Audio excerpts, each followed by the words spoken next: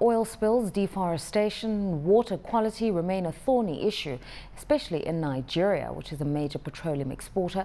Joining us now from Abuja on the impact, the costs and the solutions against environmental degradation is the Mallam Ahmed Sanda, who's an environmental consultant to the Presidency as well as to the World Bank operating in Nigeria. Mallam Sanda, thank you very much for coming through. Now, obviously in recent weeks, the spotlight has been on BP and the oil spill off the Gulf of Mexico. But in fact, some people argue it's deflected attention away from a recent oil spill in Bayelsa and some of the problems that exist in Nigeria concerning environmental standards. Amnesty International says since independence, Nigeria has leaked about 9 million barrels of oil into the Niger Delta. Why is that?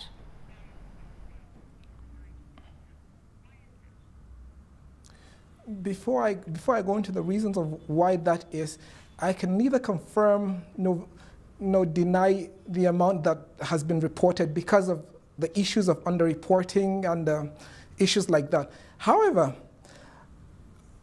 what we know for sure is that there are significant spillages as a result of several issues, mainly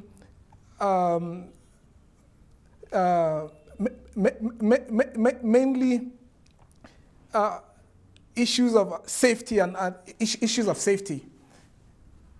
Okay.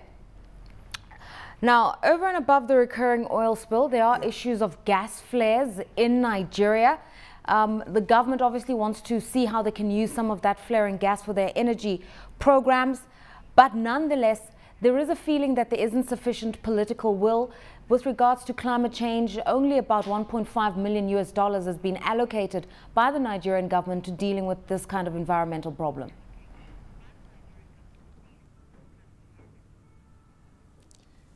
Yes. Looking at the agency, looking at the Federal Ministry of Environment with a special climate change unit office which addresses the issues of climate change specifically, and in coordination with other agencies that are tasked with issues that are related to climate change because of the issues of vulnerability and issues like that, the specific department, as a matter of speaking, it's slightly underfunded, especially relative to the amount of problems that we have, specifically on desertification and afforestation and the incidence of desertification and afforestation. You can see it across the 11 frontline states, and you can see the issues of climate change precipitated into other issues like erosion control, erosion and flood control across the coastal states. So we are, as a matter of fact, in the process of doing a lot of planning and generating a lot of will from the political cycle so as to fund these agencies so as to adopt the preventive measures that would escalate into catastrophes and crises. All right, Mallam, now we know that many other oil-producing countries like those in Scandinavia, Norway, are looking at carbon sequestration programs. Is the Nigerian government looking at investing in new technologies to try to trap the gas and to try to limit the impact on the environment from what happens within the petroleum sector? Yes, as a matter of fact, yes, Nigeria is looking at that. Like I earlier said, in collaboration or direct coordination of the Special Climate Change Unit in the Ministry of Environment and the Forestry Department of the same ministry, and collaboration with state and local government areas, the Nigerian government, through a policy, is trying to plant 1 billion trees this year. This is going to serve as a carbon sink, in addition to other small in addition to other small efforts that is required from the local levels in the disaster-prone areas. All right. Now, there's also the element of criminality in the Niger Delta, Mallam Sanda. Shell says that 98% of their oil spills and leaks are due to rebel attacks, sabotage, and bunkering. What's the government doing about the criminal elements to be found in the Niger Delta?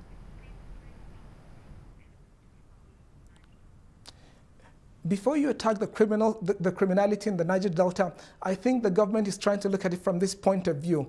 which authoritatively I can say to you that the agency saddled with that responsibility as a first step in the planning process is the National Oil Spill Detection Response Agency. And what their mandate is actually to detect and then respond to it through effective policy that is going to bring in all of the stakeholders to look at the problems.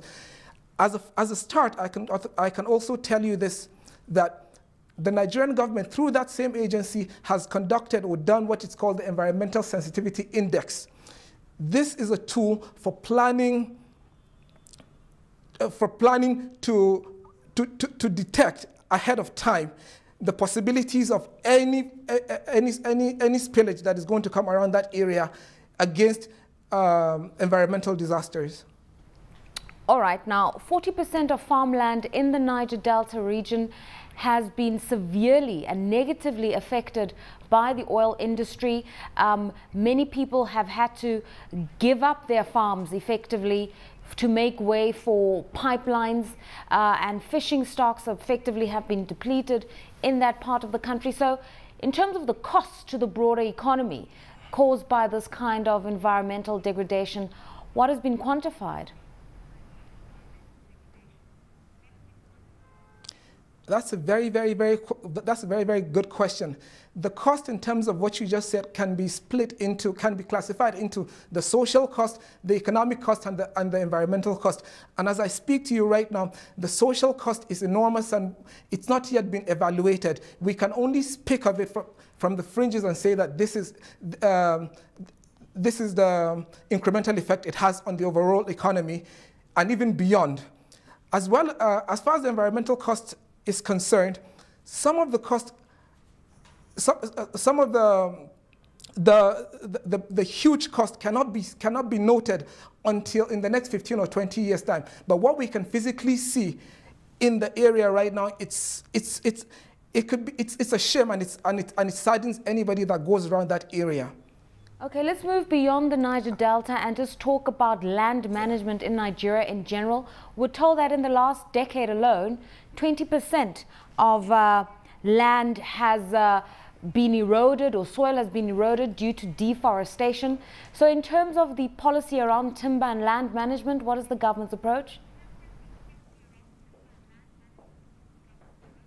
Well, if you follow Nigeria's history over the past 30 years, the Land Management Act is a contentious issue in which successive governments have been trying to deal with it in a way that the rural areas, starting from the local government to the state government and the federal government, plays a major role in terms of the management and conservation of that. We know if you go the far north, there's a huge incidence of desertification, which affects food security and even brings about political insecurity. And if you go down to the southern part of the country, where you have massive gully erosion as well as landslide and things like that, it actually affects the productivity of the farmers in that area. So what the government is doing right now is, in addition to the policies that are already on ground, is creating strategies and programs that is going to empower the people to participate in a way that whatever outcome in terms of goods is going to be sustainable and is going to be first felt at the grassroots level. All right, and a final question to you, Mallam Sanda. Citizens in Nigeria complain of poor sanitation and bad sewage handling programs. What's being done about providing renewable water for farming activities, for industry, but also in terms of potable water for the Nigerian citizen? Yes, I think that has been a major problem, and especially not especially in the urban areas, but as well as the rural areas. Several state governments, through their own initiatives and after conducting a few needs assessment, I can only speak of the ones that I know, are actually working towards improving the potable water situations. However, because of the different classifications that we have in the urban areas and even the rural areas, you have people digging boreholes, all sorts of boreholes. Some may be contaminated and some may be cleaned. What government is actually looking at at that level, at that level of state, is giving support to state government that have good and sustainable plan to enable them complement the effort that they're already providing. In terms of the agriculture, the government has been studying the dams, both large dams in the country as well as the small dams, with the view of improving optimizing their efficiency. Because what we have right now in the country, you have so many dams that are all but underutilized. So the government is trying to optimize their utilization so that the rural farmers will be able to tap into that. As far as environmental sanitation is concerned, this is mostly visible in the major cities across the country through the Federal Ministry of Environment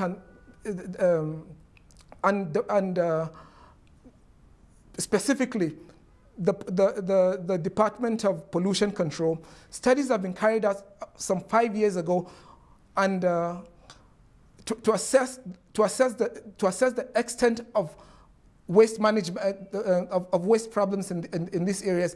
And government has come up with a policy and a program to assist the private sector to come in and key into this through a private public partnership system, in which the government actually gives these investors a cash backing while the state government gives them the land and other resources to build in some waste management programs. All right, I thank you so much for your time. Thank you very much, Mallam Ahmed Sanda, who's an environmental consultant to the Presidency in Nigeria and also to the World Bank. You heard the Mallam, Chris, just talking to us about environmental policy in Nigeria, that there is the political will, but maybe insufficient resources, because there's so many competing interests in Nigeria. They've got to deal with education, they've got to deal with infrastructure, they've got to create an enabling business environment, they've got to create peace in the Niger Delta, and then they've also got to deal with this issue of a comprehensive environmental policy which centers around